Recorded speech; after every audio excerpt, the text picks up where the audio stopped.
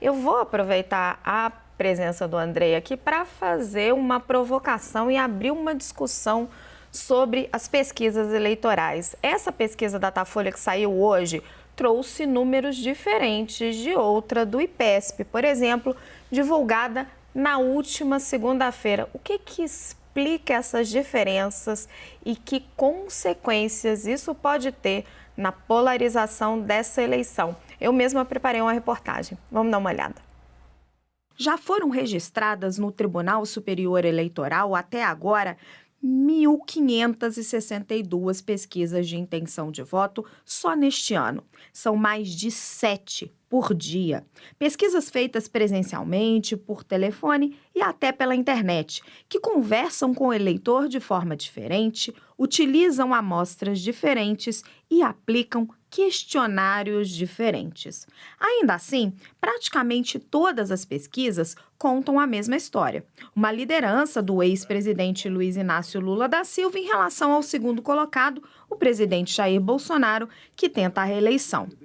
A diferença entre os dois, no entanto, varia bastante conforme o levantamento e promete gerar muita discussão. No mais recente Datafolha, divulgado hoje, a vantagem de Lula sobre Bolsonaro é de 18 pontos. No levantamento da Quest, a liderança é um pouco menor, 14 pontos.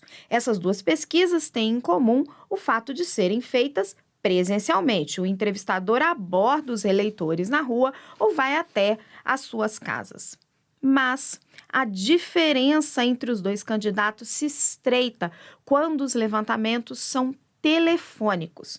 Na pesquisa do IPESP, que é feita por telefone, a liderança de Lula é de 9 pontos. No Real Time Big Data, apenas 8 pontos. Ninguém sabe muito bem por que essas discrepâncias acontecem. A hipótese dos especialistas é que pesquisas telefônicas não capturam corretamente as preferências das classes trabalhadoras, que votam majoritariamente em Lula. Outros acreditam que o problema está nos levantamentos presenciais, por causa do chamado voto envergonhado. A minha hipótese é que eleitores, sobretudo eleitores pobres, onde o Lula é amplamente predominante, eleitores pobres, entrevistados em pontos de fluxo ou em residências, cercados, próximos de outros eleitores igualmente pobres. Porque em pontos de fluxo, numa praça está passando o pobre atrás do pobre, do lado do pobre, é natural, né? O grande... E esses eleitores estão sendo entrevistados por alguém, um entrevistador, que em geral, 99% das vezes, também é pobre. É uma profissão que remunera baixo. Eles ocultam, alguns deles ocultam, se sentem constrangidos de apontar o voto no Bolsonaro. Independentemente dos motivos que explicam as diferenças nos levantamentos, acendeu uma luz amarela entre os analistas de risco. À medida que as eleições se aproximam e a diferença entre os candidatos se estreita, algumas pesquisas podem indicar uma virada, outras não. E numa eleição polarizada como no Brasil, isso pode acirrar a tensão. É que essa discrepância dos resultados das pesquisas acaba exacerbando um risco de uma eleição contestada. Pensando nessas diferenças, a CNN lançou no mês passado um agregador de pesquisas que reúne os resultados de diferentes métodos e estima as tendências das eleições deste ano. Nós olhamos os métodos de pesquisas utilizados. Se foram pesquisas telefônicas, pesquisas presenciais, pesquisas online. Calculamos a margem de erro de acordo com o número de brasileiros, de eleitores que foram pesquisados. Com isso, nós conseguimos saber exatamente o peso adequado de cada nova pesquisa que dá. Voltando aqui para a nossa análise, Andrei, antes da gente entrar no mérito, né, essa briga entre os analistas de pesquisa presencial ou por telefone, eu queria voltar no ponto que o Christopher Garman aborda. Ele diz que numa eleição polarizada como a nossa, se você chega ali na na hora da eleição você tem uma vantagem muito estreita e alguma pesquisa até dá uma virada para o Bolsonaro, isso pode agravar o problema, pode agravar essa tensão e essa até violência que a gente já, infelizmente, já espera para o dia da eleição. Você está trabalhando com este risco? Como que você vê isso? Na minha opinião, esse risco continua sendo bastante pequeno hoje em dia no Brasil, por vários motivos. Primeiro, a polarização política não é um fato novo. A gente viveu no ano passado os eventos de 7 de setembro. Foi um momento de tensão, mas tudo correu bem e, ao contrário dos Estados Unidos, não houve uma invasão do Congresso como houve uma invasão do Capitólio. Acho que o Brasil viveu nesses últimos anos um clima de cada vez de uma polarização política cada vez maior, mas as instituições demonstraram-se a serem bastante resilientes em função dos desafios que a gente vem presenciando. Eu espero que no processo eleitoral a gente vai mais uma vez assistir a esse momento de fortaleza das instituições e do processo democrático. Obviamente que num contexto de uma eleição muito apertada, a chance de mais tumulto político aumenta. A gente teve uma experiência um pouco nessa direção na eleição que a Dilma ganhou com margem estreita contra o Aécio, e a gente sabe muito bem que o resultado não foi acolhido da forma, vamos dizer, que seria mais saudável para a democracia naquele momento. E estamos assistindo alguns sinais por parte do presidente Bolsonaro de que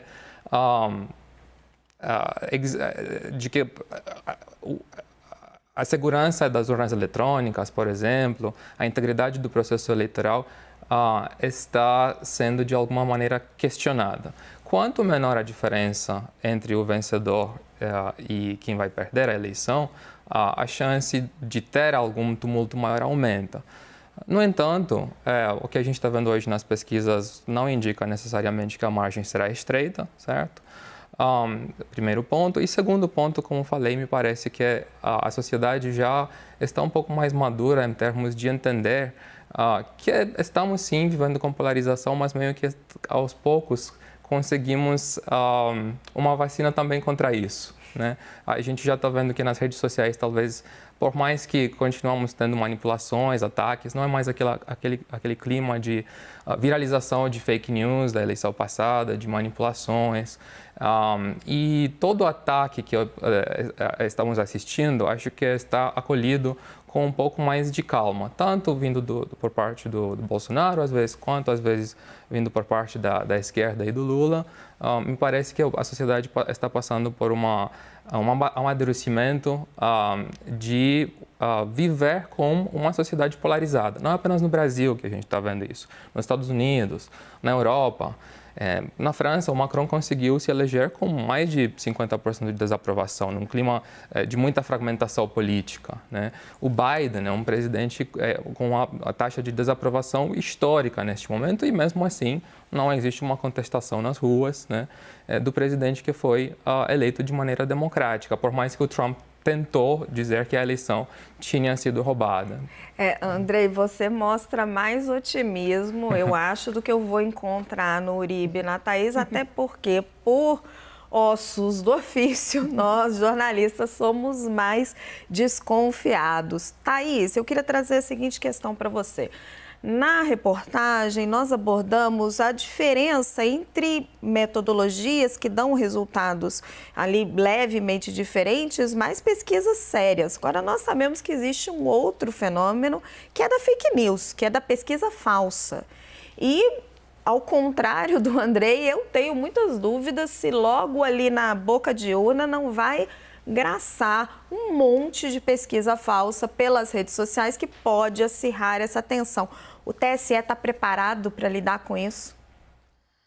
Raquel, em tudo que a gente ouve de discurso, sim, o TSE está preparado. O que eu tenho ouvido com muita frequência é que a próxima gestão do Tribunal, Alexandre de Moraes e Ricardo Lewandowski, que começa a partir do dia 16 de agosto, tende a ser uma gestão de resultados.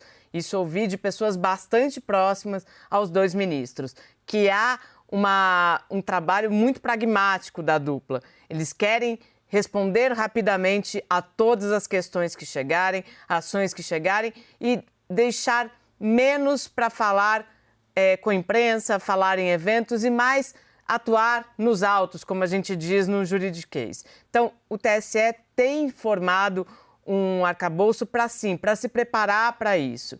Mas tem uma outra questão que acho que hoje é o ponto central.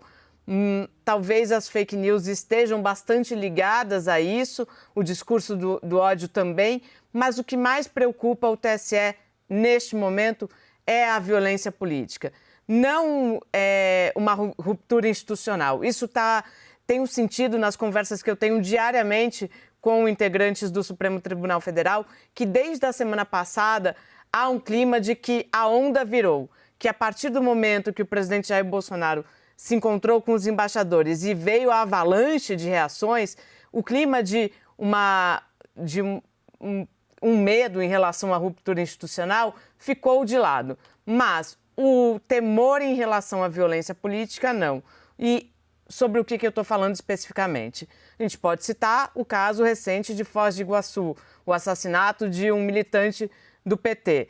Esse temor, ele existe. E ele existe, Raquel, não só nos dirigentes partidários, na cúpula do Tribunal Superior Eleitoral, mas há um temor naquelas pessoas que fazem a eleição acontecer. Os mesários, por exemplo, que podem ser pessoas como eu, como você, como as que estão nos assistindo e que vão trabalhar no dia das eleições.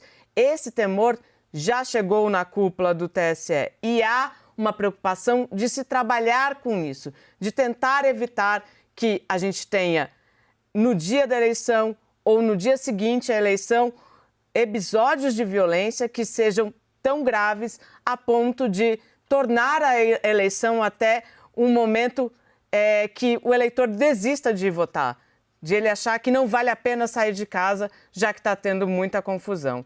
Esse é o temor que eu sinto por aqui. Isso está levantando um ponto muito grave, né? E até meio que impensável nas nossas eleições, que é de uma preocupação até com a segurança dos mesários. Agora, Uribe, Thaís colocou uma questão que ela disse que a onda virou, que agora Bolsonaro está mais calmo. Será? Ele é meio incontrolável, né?